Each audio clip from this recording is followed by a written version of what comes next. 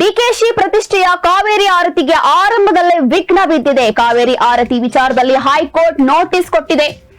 ರೈತ ಹೋರಾಟಗಾರರ ಸಂತಸ ಸರ್ಕಾರ ಏನ್ ಮಾಡುತ್ತೆ ಹಾಗಾದ್ರೆ ಎನ್ನುವಂತಹ ದೊಡ್ಡ ಪ್ರಶ್ನೆ ಇಲ್ಲಿ. ಡಿಕೆಶಿ ಪ್ರತಿಷ್ಠೆಯ ಕಾವೇರಿ ಆರತಿ ಇದು ಆರಂಭದಲ್ಲೇ ವಿಘ್ನ ಬಿತ್ತು. ಇದರಲ್ಲಿ ಏನೇನೋ ಆಗ್ತಾ ಇದೆ, ಆರಂಭದಲ್ಲೇ ಈ ರೀತಿ ಆಗ್ತಾ ಇದೆ. ಕಾವೇರಿ ಆರತಿ ವಿಚಾರದಲ್ಲಿ ಹೈಕೋರ್ಟ್ ಸದ್ಯಕ್ಕೆ ನೋಟಿಸ್ ಕೊಟ್ಟಿದೆ. ರೈತ ಹೋರಾಟಗಾರರ ಸಂತಸ ಈ ವಿಚಾರದಲ್ಲಿ ಸರ್ಕಾರ ಏನ್ ಮಾಡುತ್ತೆ ಎನ್ನುವಂಥದ್ದು ದೊಡ್ಡ ಪ್ರಶ್ನೆ. ಕೆಆರ್ಎಸ್ ಡ್ಯಾಂ ಬಳಿ ಕಾವೇರಿ ಆರತಿ ವಿಚಾರ ಏನಿತ್ತು ಅಂತಂದ್ರೆ, ಒಂದು ವಾರದಲ್ಲಿ 3 ದಿನ ಕಾವೇರಿಯ ಆರತಿ ಮಾಡ್ಬೇಕು ಅಂತ ಡಿಕೆಶಿ ಅವರ ಕನಸು. ಡಿಕೆಶಿ ಅವರು ಹೇಳ್ತಾ ಇದ್ರು ಈ ರೀತಿ ಮಾಡಬೇಕು ಅಂತ ಹೇಳಿ. ಡಿಕೆಶಿ ಅವರ ಪ್ರತಿಷ್ಠೆಯ ಕಾವೇರಿ ಆರತಿಯ ವಿಚಾರ ಇದು. ಇನ್ನೇನ್ ಆರಂಭ ಆಗ್ಬೇಕು ಅನ್ನುವಂತಹ ಸಂದರ್ಭದಲ್ಲೇ ವಿಘ್ನ ಬಿದ್ದಿದೆ. ಕಾವೇರಿ ಆರತಿ ವಿಚಾರದಲ್ಲಿ ಹೈಕೋರ್ಟ್ ನೋಟಿಸ್ ಕೊಟ್ಟಿದೆ. ರೈತ ಹೋರಾಟಗಾರರ ಸಂತಸದಲ್ಲಿ ಸರ್ಕಾರ ಏನ್ ಮಾಡುತ್ತೆ ಎನ್ನುವಂತಹ ಪ್ರಶ್ನೆಯಲ್ಲಿದೆ. ಇನ್ನು ಕಾವೇರಿ ಆರತಿಗೆ ಬ್ರೇಕ್ ಬೀಳುತ್ತಾ ಹಾಗಾದ್ರೆ? ಕೆಆರ್ಎಸ್ ಡ್ಯಾಂ ಬಳಿ ಕಾವೇರಿ ಆರತಿ ಅಮ್ಯೂಸ್ಮೆಂಟ್ ಪಾರ್ಕ್ಗೆ ವಿರೋಧ ವ್ಯಕ್ತ ಆಗ್ತಾ ಇರುವಂತದ್ದು.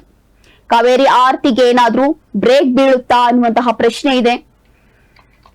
ಡಿಕೆಶಿ ಅವರ ಪ್ರತಿಷ್ಠೆಯ ಕಾವೇರಿ ಆರತಿ ಇದು ಬಹಳ ದಿನಗಳಿಂದ ಅವರ ಕನಸು. ವಾರದಲ್ಲಿ 3 ದಿನ ಇಲ್ಲಿ ಆರತಿ ಆಗ್ಬೇಕು ಅಂತ. ಆದ್ರೆ ಕಾವೇರಿ ಆರತಿಗೆ ಏನಾದ್ರೂ ಬ್ರೇಕ್ ಬೀಳುತ್ತಾ ಅನ್ನುವಂತಹ ಪ್ರಶ್ನೆ ಇದೆ. ಕೆಆರ್ಎಸ್ ಡ್ಯಾಂ ಬಳಿ ಕಾವೇರಿ ಆರತಿ ಅಮ್ಯೂಸ್ಮೆಂಟ್ ಪಾರ್ಕ್ಗೆ ವಿರೋಧ ವ್ಯಕ್ತ ಆಗ್ತಾ ಇದೆ. ರೈತ ಹೋರಾಟಗಾರ್ತಿ ಸುನಂದಾ ಜಯರಾಮ್ ಪಿಐಎಲ್ ವಿಚಾರಣೆ ನಡೀತಾ ಇದೆ. ಕಾವೇರಿ ಆರತಿಗೆ ಹೈಕೋರ್ಟ್ ನಿಂದ ಸರ್ಕಾರಕ್ಕೆ ಇದೀಗ ನೋಟಿಸ್ ಕೂಡ ಕೊಟ್ಟಿರುವಂತದ್ದು. ಸರ್ಕಾರಿ ನೀರಾವರಿ ನಿಗಮ ಡ್ಯಾಂ ಸಮಿತಿಗೆ ನೋಟಿಸ್ ಕೊಡಲಾಗಿದೆ. ಕಾರಣ, ಉದ್ದೇಶ, ಕಾಮಗಾರಿಗಳ ಫೋಟೋ ಸಾಕ್ಷ್ಯ ಸಲ್ಲಿಕೆಗೆ ಗಡುವು ಕೂಡ ನೀಡಲಾಗಿದೆ. ಒಂದಷ್ಟು ಟೈಮ್ ಇರುತ್ತೆ, ಒಂದಷ್ಟು ಟೈಮ್ ಲಿಮಿಟೇಷನ್ ಏನಿರುತ್ತಲ್ಲ ಅದಿರುತ್ತೆ. ಹಾಗಾಗಿ ಕಾರಣ, ಉದ್ದೇಶ ಏನು, ಕಾರಣ ಏನು, ಕಾಮಗಾರಿಗಳ ಫೋಟೋ ಸಾಕ್ಷ್ಯ ಸಮೇತ ಇಲ್ಲಿ ಸಲ್ಲಿಕೆ ಆಗ್ಬೇಕು ಅಂತ ಹೇಳಿ ನೋಟಿಸ್ ಕೊಟ್ಟಿರುವಂತದ್ದು. ಇದೇ ಸ್ಟಾರ್ಟಿಂಗ್ ಅಲ್ಲೇ ಈ ರೀತಿ ಆಗ್ಬಿಡ್ತು. ಇನ್ನ ಆರಂಭ ಕೂಡ ಆಗಿಲ್ಲ ಕಾವೇರಿ ಆರತಿ. ಈಗಾಗಲೇ ಸ್ಟಾರ್ಟಿಂಗ್ ಅಲ್ಲೇ ಕೋರ್ಟ್ ಇಂದ ನೋಟಿಸ್ ಹೋಗಿದೆ. ಏನಂತಂದ್ರೆ, ಏನಕ್ ಮಾಡ್ತಾ ಇದ್ದೀರಾ, ಹೇಗ್ ಮಾಡ್ತೀರಾ ಅಂತ ಹೇಳಿ ಕಾರಣ, ಉದ್ದೇಶ, ಕಾಮಗಾರಿಗಳ ಫೋಟೋ ಸಾಕ್ಷಿ ಸಮೇತ ಕೋರ್ಟ್ಗೆ ಸಲ್ಲಿಕೆ ಆಗ್ಬೇಕು ಅಂತ ಹೇಳಿ ಸ್ಟಾರ್ಟಿಂಗ್ ಅಲ್ಲೇ ಈ ರೀತಿ ಡಿಮ್ಯಾಂಡ್ಸ್ ಇದೆ. ಇನ್ನು ಡಿಸಿಎಂ ಡಿಕೆಶಿ ಲೆಕ್ಕವೇನಿತ್ತು, ಏನ್ ಲೆಕ್ಕ ಇತ್ತು ಡಿಕೆಶಿ ಅವ್ರದ್ದು ಈ ಒಂದು ವಿಚಾರದಲ್ಲಿ? ಕಾವೇರಿ ಆರತಿ ಅಮ್ಯೂಸ್ಮೆಂಟ್ ಪಾರ್ಕ್ ನಿರ್ಮಾಣಕ್ಕೆ ಡಿಕೆಶಿ ಪ್ಲಾನ್ ಮಾಡ್ಕೊಂಡಿದ್ರು. ಕಾವೇರಿ ಆರತಿ ಅಮ್ಯೂಸ್ಮೆಂಟ್ ಪಾರ್ಕ್ ಮೂಲಕ ಹೆಚ್ಚಿನ ಪ್ರವಾಸಿಗರನ್ನ ಸೆಳೆಯುವಂತಹ ಪ್ಲಾನ್ ಮಾಡ್ಕೊಂಡಿದ್ರು ಡಿಸಿಎಂ ಡಿಕೆಶಿ ಅವರು. ಕೆಆರ್ಎಸ್ ನ ಸೌಂದರ್ಯವನ್ನ ಬಳಸಿಕೊಂಡು ಸರ್ಕಾರದ ಬೊಕ್ಕಸಕ್ಕೂ ಆದಾಯದ ನಿರೀಕ್ಷೆ ಇಟ್ಕೊಂಡಿದ್ರು. ಕೆಆರ್ಎಸ್ ನ ಸೌಂದರ್ಯದಿಂದ ಏನಾದ್ರೂ ಸರ್ಕಾರಕ್ಕೂ ಕೂಡ ಆದಾಯ ಬರಬಹುದಾ, ಇದರಿಂದ ಏನಾದ್ರೂ ಆದಾಯ ಗಳಿಸಬಹುದಾ ಅನ್ನುವಂತ ಪ್ಲಾನ್ ನಲ್ಲಿದ್ರು ಡಿಕೆಶಿ ಅವರು. ಆದ್ರೆ ಇನ್ನು ಸ್ಟಾರ್ಟಿಂಗ್ ಅಲ್ಲೇ ಈ ರೀತಿ ಆಗ್ಬಿಡ್ತು. ಕಾಶಿಯಲ್ಲಿ ಗಂಗಾ ಆರತಿ ಅಧ್ಯಯನ ಮಾಡಿ ಬಂದಿರುವಂತಹ ಮಂಡ್ಯ ಕಾಂಗ್ರೆಸ್ಸಿಗರು ಗಂಗಾ ಆರತಿ ರೂಪರೇಷೆಗೆ ಸರ್ಕಾರದಿಂದ ಈಗಾಗಲೇ 92.30 ಕೋಟಿ ಹಣ ಬಿಡುಗಡೆಯಾಗಿದೆ. ವಾರದಲ್ಲಿ 3 ದಿನ ಏನು ಆರತಿ ಮಾಡಬೇಕು ಅನ್ನುವಂತಹ ವಿಚಾರ ಇತ್ತು. ಇದರಲ್ಲಿ ಗಂಗಾ ಆರತಿ ರೂಪರೇಷೆಗೆ ಸರ್ಕಾರದಿಂದ ಈಗಾಗಲೇ ಸುಮಾರು 92.30 ಕೋಟಿ ಹಣ ರಿಲೀಸ್ ಮಾಡಿದ್ದಾರೆ. ವಿಧಾನಸೌಧದಲ್ಲೂ ಈಗಾಗಲೇ ಸಭೆ ಮಾಡಿ ರೂಪುರೇಷೆ ಹಾಕಿದ್ದಾರೆ ಡಿಕೆಶಿ ಅವರು. ವಾರದಲ್ಲಿ 3 ದಿನ ಆದ್ರೂ ಕಾವೇರಿ ಆರತಿ ಮಾಡ್ಲೇಬೇಕು ಅಂತ ಹೇಳಿ ತೀರ್ಮಾನವನ್ನ ಮಾಡ್ಕೊಂಡಿದ್ರು. ಕನಿಷ್ಠ 3 ದಿನ ಆದ್ರೂ ಕಾವೇರಿ ಆರತಿ ಮಾಡಬೇಕು, ಇದ್ರಿಂದಾನು ಸರ್ಕಾರಕ್ಕೆ ಆದಾಯ ಬರಬಹುದು ಅಂತ ಹೇಳಿ ಪ್ಲಾನ್ ಮಾಡ್ಕೊಂಡಿದ್ರು. ಕಾವೇರಿ ಆರತಿ ಅಮ್ಯೂಸ್ಮೆಂಟ್ ಪಾರ್ಕ್ಗೆ ಎಚ್ಡಿಕೆ ಸೇರಿದಂತೆ ಪ್ರತಿಪಕ್ಷದಿಂದ ವಿರೋಧ ಕೂಡ ವ್ಯಕ್ತ ಆಗ್ತಾ ಇದೆ. ಯಾಕೆ, ಇಲ್ಲಿ ಡಿಕೆಶಿ ಅವ್ರದ್ದು ಏನು ಪ್ಲಾನ್ ಇರಬಹುದು? ಒಂದು ಕಡೆ ನೋಡಿದ್ರೆ ಸರ್ಕಾರದಿಂದ 92 ಪಾಯಿಂಟ್ ಸಮಥಿಂಗ್ ಹಣ ಬಿಡುಗಡೆ ಆಗ್ಬಿಟ್ಟಿದೆ.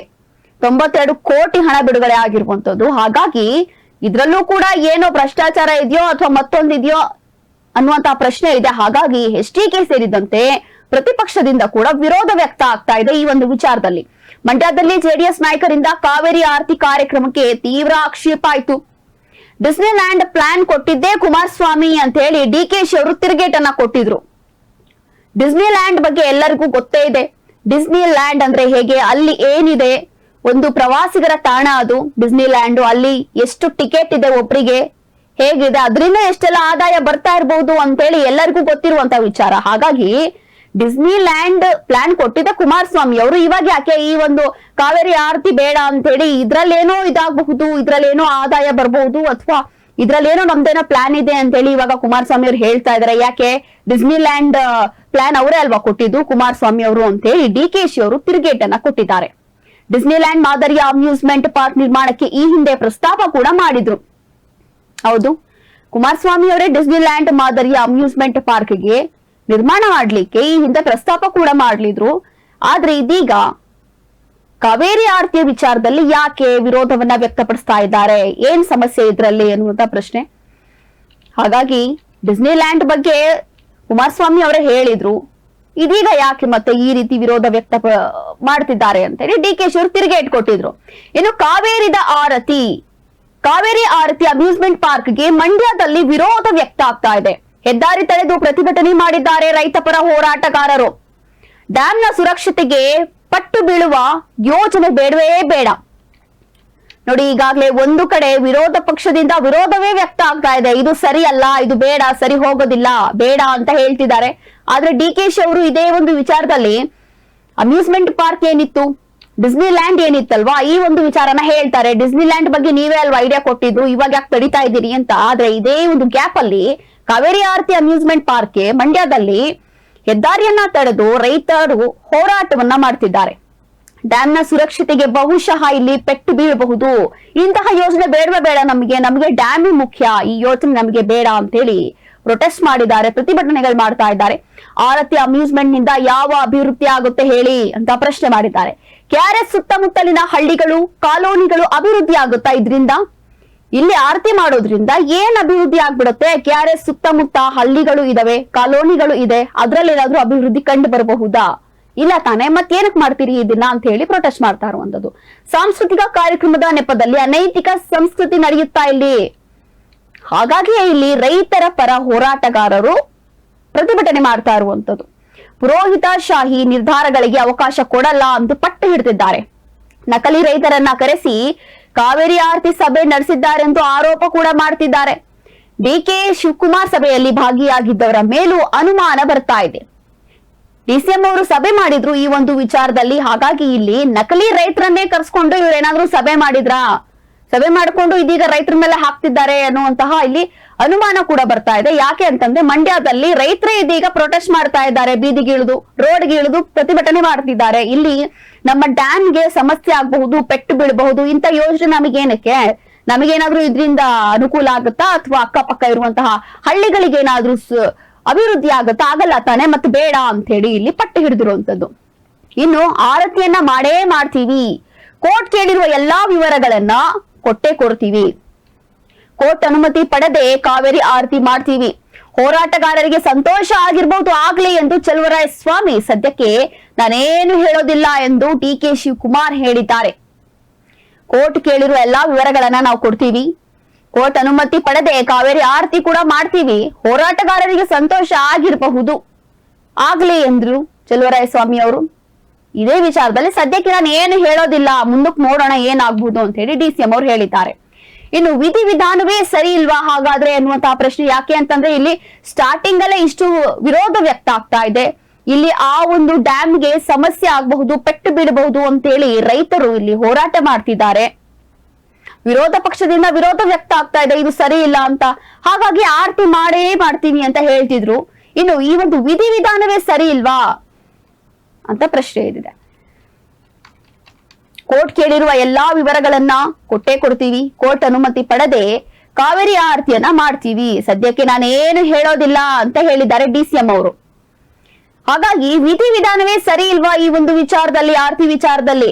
ಡ್ಯಾಮ್ ಬಳಿ ನಿಂತ ನೀರಲ್ಲಿ ಕಾವೇರಿ ಆರತಿ ಮಾಡೋದು ಸೂಕ್ತವಲ್ಲ.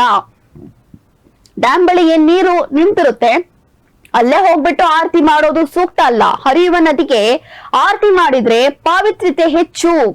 ಟ್ಯಾಂಕ್ ಅಥವಾ ಡ್ರಮ್ಗಳಲ್ಲಿ ನೀರು ತುಂಬಿ ಆರತಿ ಮಾಡೋದಿಲ್ಲ ಯಾವತ್ತು. ಶ್ರೀರಂಗಪಟ್ಟಣದ ರಂಗನಾಥ ಸ್ವಾಮಿ ದೇವಸ್ಥಾನದ ಬಳಿಯ ಸ್ನಾನಘಟ್ಟದಲ್ಲಿ ಮಾಡಿದ್ರೆ ಒಳಿತು ಅನ್ನುವಂತ ವಿಚಾರ. ಇಲ್ಲಿ ವಿಧಿವಿಧಾನ ಅಂತ ಏನಿದೆ ಇದು ಬಹಳ ಮುಖ್ಯ ಆಗುತ್ತೆ. ಈ ಒಂದು ವಿಧಿವಿಧಾನದಿಂದನೇ ಏನಾದ್ರೂ ಇಷ್ಟೊಂದು ವಿರೋಧ ವ್ಯಕ್ತ ಆಗ್ತಾ ಇದೆಯಾ ರೈತರಿಂದ ಅಂತ ಹೇಳಿ ದೊಡ್ಡ ಪ್ರಶ್ನೆ ಇದೆ. ಡ್ಯಾಮ್ ಬಳಿ ನಿಂತ ನೀರಲ್ಲಿ ಕಾವೇರಿ ಆರತಿ ಮಾಡೋದು ಸೂಕ್ತ ಇರೋದಿಲ್ಲ. ಡ್ಯಾಮ್ ಬಳಿ ಏನ್ ನೀರ್ ನಿಂತ್ಕೊಂಡಿರುತ್ತಲ್ಲ ಅಲ್ಲಿ ಹೋಗ್ಬಿಟ್ಟು ಆರತಿ ಮಾಡಿದ್ರೆ ಅದು ಸರಿ ಹೋಗೋದಿಲ್ಲ. ಹರಿಯುವ ನದಿಗೆ ಆರತಿ ಮಾಡಿದ್ರೆ ಅಷ್ಟೇ ಅದಕ್ಕೆ ಪವಿತ್ರತೆ ಹೆಚ್ಚಾಗುತ್ತೆ. ಹಾಗಾಗಿ ಹರಿಯುವ ನದಿಗಷ್ಟೇ ನಾವು ಆರತಿಯನ್ನ ಮಾಡ್ಬೇಕು. ಇಲ್ಲಿ ವಿಧಿವಿಧಾನವೇ ಸರಿ ಇಲ್ಲ ಅಂತ ಹೇಳಿ ವಿರೋಧ ವ್ಯಕ್ತವಾಗ್ತಾ ಇದೆ. ಅದು ರೈತರಿಂದ ಇರಬಹುದು, ಅಥವಾ ವಿರೋಧ ಪಕ್ಷದಿಂದನೇ ಇರಬಹುದು, ಅಥವಾ ಇದೀಗ ಕೋರ್ಟ್ ಇಂದ ನೋಟಿಸ್ ಕೂಡ ಬಂದಿರೋದು. ಇನ್ನೂ ಕೂಡ ಈ ಒಂದು ಆರ್ತಿ ವಿಚಾರ ಏನಿದೆ, ಕಾವೇರಿ ಆರ್ತಿ ವಿಚಾರ ಇನ್ನೂ ಕೂಡ ಆರಂಭ ಆಗೇ ಇಲ್ಲ. ಆರಂಭಕ್ಕೂ ಮುಂಚೆ ಇಷ್ಟೊಂದು ವಿಘ್ನಗಳು ಇಲ್ಲಿ ಬೀಳ್ತಾ ಇರುವಂತದ್ದು. ಹಾಗಾಗಿ ಮುಂದಿನ ದಿನಗಳಲ್ಲಿ ಏನಾಗಬಹುದು, ಇದು ಹೋಲ್ಡ್ ಆಗುತ್ತಾ ಅಥವಾ ಕಾವೇರಿ ಆರ್ತಿ ಆಗುತ್ತಾ, ಈ ಒಂದು ಯೋಜನೆ ಆಗುತ್ತಾ ಅನ್ನೋಂತ ಕಾದ್ ನೋಡಬೇಕು.